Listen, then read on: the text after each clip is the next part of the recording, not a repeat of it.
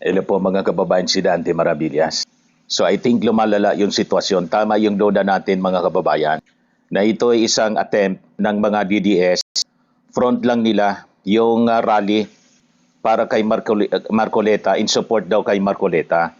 Dahil sa plunder case na gustong ipa-file pa nga lang. Pero nakikita natin na ang agenda nila ay mag-stage ng people power para mga kababayan masabotage nila yung impeachment trial laban kay Sara Duterte. That is the ultimate objective mga kababayan lumalabas sa ngayon. Tanggalin ang ating Pangulong Bongbong Marcos, iupo si Sara Duterte. Yung mga DDS kasi mga kababayan na mga politicians tulad ni Alan Peter Cayetano, pumunta na ngayon sa EDSA. Kanina, nauna si Liviste, si Leandro Liviste. Alam naman natin kung ano ang yung grupo na sinusupport ni Leandro Liviste, yung anak ni Loren. Ito na yung panawagan, mga kababayan, pumunta sa People Power Monument si Alan Peter Cayetano. Ito yung kanyang panawagan, iharang ang ating katawan. Alan Peter Cayetano urged Filipinos to join peaceful protest against what he described as injustice amid INC rally, sabi dito sa balita ng Manila Bulletin.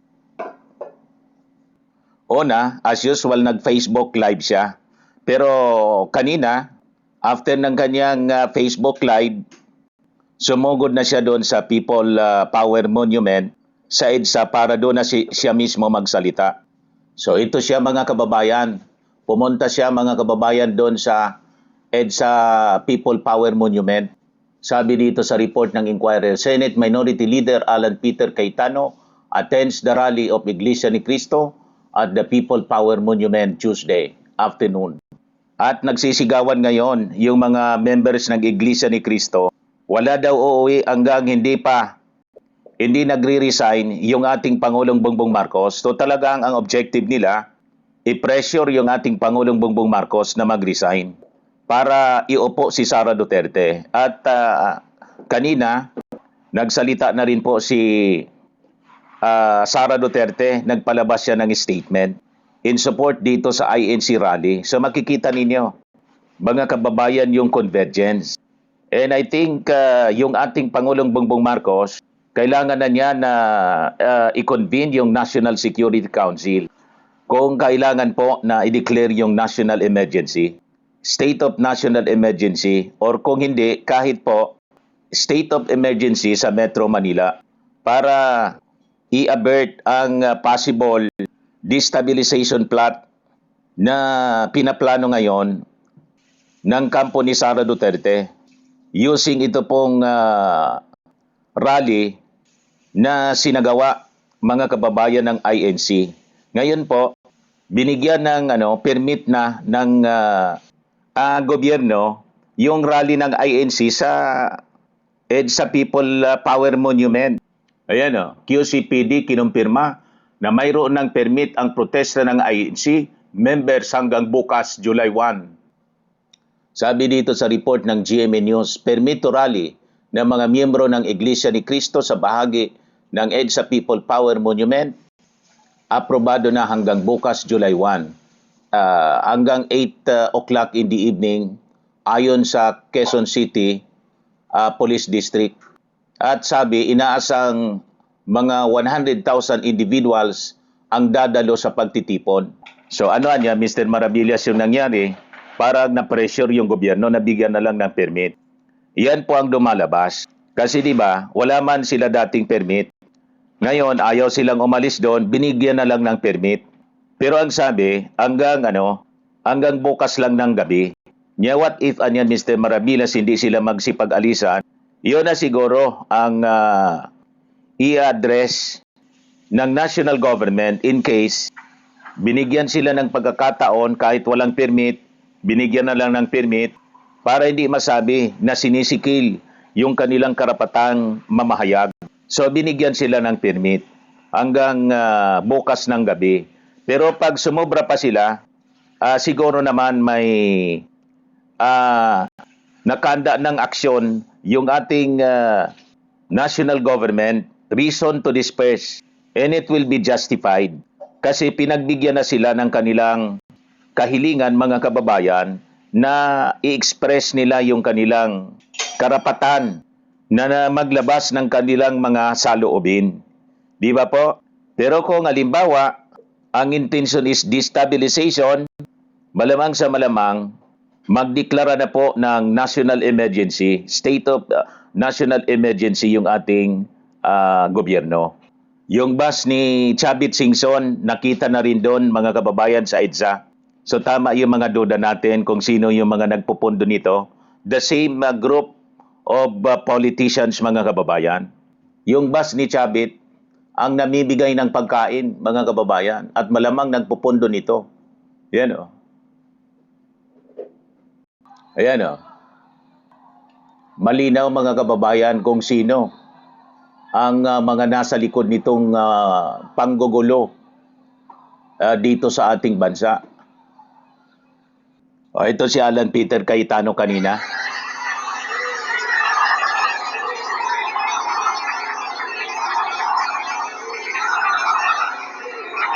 Ayan o. Ang sabi po ng ating mahal na Pangulo ay, mahiya naman kayo.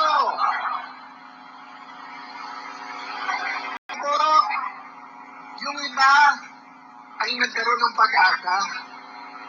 Ay, finally, after 3 years, yung bali-balita sa kalye na 20% na, 25% na, 30% na, 40% na ninanakaw, umabot na rin hanggang Malacanang ang balita. Nangako po kami, pero yung ating pong paglilitis. Eh bakit ayaw po nila isabay ang hearing ng flood control dun sa paglilitis? The same issue, mga kababayan, ang nilalabas ni Alan Peter Cayetano. Ang gusto niya sabay yung investigasyon ng flood control scandal saka yung impeachment laban kay Sara Duterte. At ang gusto nilang mangyari, sila yung may hawak ng Senate Blue Ribbon Committee. Hindi man po maaari kasi sila nasa minority na. The rules ng Senado, mga kababayan, kung sino yung nasa Senate majority, sila yung dapat na may hawak ng Blue Ribbon Committee. Ngayon, alam naman natin kung ano yung intensyon nila, kung bakit gusto nilang hawakan ang Senate Blue Ribbon Committee. Kasi ang gusto nila, baliktarin yung mga totoong sangkot sa flood control scandal tulad ng mga nabulgar sa investigasyon noong ang namumuno ng Senate Blue Ribbon Committee, si Ping Lacson. Gusto nila iba.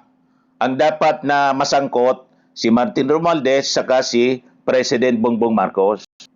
Yung mismong nagpapaimbestiga, gusto nilang isabit. Malabo po pag ganon ang kanilang agenda. Kasi ang pag ganon ang kanilang agenda, yan ang totoong cover up.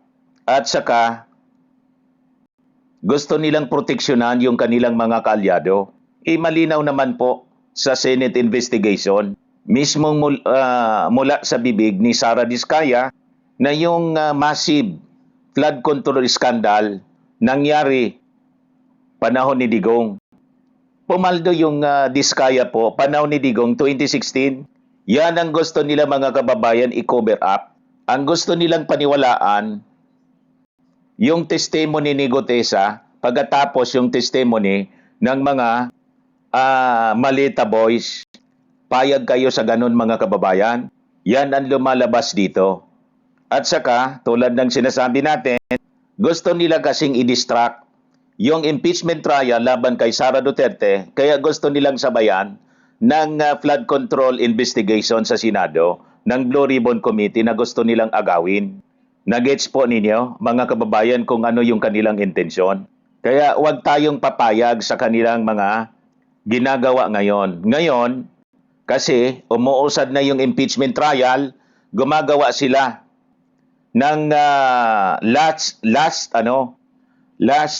ditch para pigilan, mga kababayan, yung impeachment trial laban kay Sara Duterte. Yan ang tingin natin dito. Yan ang reading natin dito sa ginagawa na rally ng INC na ngayon mga kababayan, sinakyan na ng mga DDS politicians tulad po ni Leandro Libiste at saka ni Alan Peter Cayetano. And possibly sa mga susunod na oras, yung mga DDS senators ay isa-isang magsasalita dito po sa dito po sa INC rally na nakasecure na po ng permit sa local government unit ng Quezon City. Malinaw ang mensahe ng mga DDS.